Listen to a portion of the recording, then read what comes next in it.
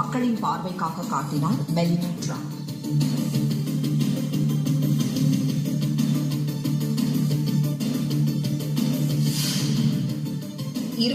Tennis grand slam champion பட்டங்களை வென்றுள்ள Spain வீரர் Rafale நடாலுக்கு AS sports விருது வழங்கப்பட்டது.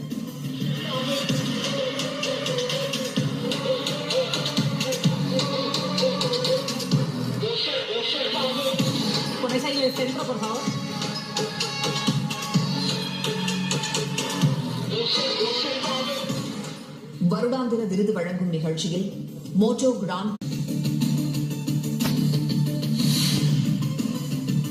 தென்னாப்பிரிக்கா இந்தியா இடையே ராய்ப்பூரில் நாளை நடைபெறுகிறது. 5,000 கோடி ரூபாய் அளவிற்கு வசூல் செய்து ஜூட்டோபியா 2 அனிமேஷன் திரைப்படம் சாதனை. Could you show me that clip again? Wasn't wearing my glasses.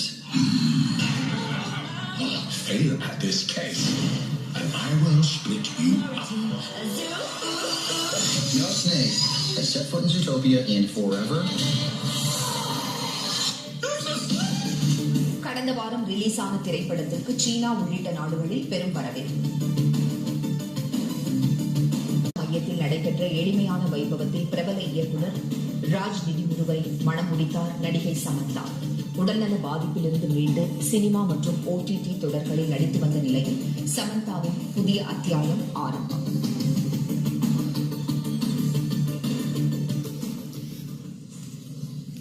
முக்கிய நிகழ்வுகளின் தொகுப்பை தற்போது தெரிவித்து உரையாற்றிய பிரதமர் மோடி, கோவையில் 1998 நடந்த குண்டுவெடிப்பு சம்பவத்தில் நூலிழையில் உயிர் தப்பிய CPR அப்படி தப்பியதை ஆண்டவனின் கருணையாக கருதி நாட்டு மக்களுக்கு சேவையாற்றி வருவதாக குறிப்பிட்டார்.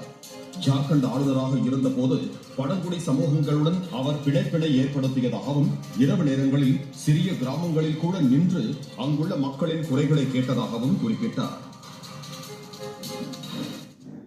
விளம்பர இடைவெளிக்கு திருக்கார்த்திகை தீபம் ஏற்ற அனுமதித்து சென்னை உயர்நீதிமன்ற மதுரை அமர்வு நீதிபதி GR சுவாமிநாதன் உத்தரவிட்டார். மலையில் உள்ள பிள்ளையார் கோவிலில் கார்த்திகை தீபம் ஏற்றுவதற்கான ஏற்பாடுகள் செய்யப்படுவதாகவும், இது ஆகம விதிமீறல் என்றும், தீபத்தூணில் தீபம் ஏற்ற உத்தரவிட வேண்டும் என்றும் பலர் வழக்கு தொடுத்திருந்தனர். தீர்ப்பளித்த நீதிபதி சுவாமிநாதன், திருப்பரங்குன்றம் மலை முருகன் கோவில் நிர்வாகத்தின் சொத்து, கோவில் மரபுகளை கடைபிடிக்கும் கடமை தேவஸ்தானத்துக்கு உள்ளது என்றும் தெரிவித்தார். அந்த வகையில் மலை மேல் விளக்கேற்றும் பாரம்பரியத்தை தேவஸ்தானம் கடைபிடிக்க வேண்டும் என்றும், விளக்கேற்றுவது புனிதமான செயல் என்றும், தர்காவிலிருந்து சுமார் 50 மீட்டர் தூரத்தில் உள்ள தீபத்தூணில் விளக்கு ஏற்றுவதால் தர்காவுக்கு எந்த விதத்திலும் பாதிப்பு ஏற்படாது என்றும் நீதிபதி குறிப்பிட்டார். தீபத்தூணில் விளக்கு ஏற்றப்பட்ட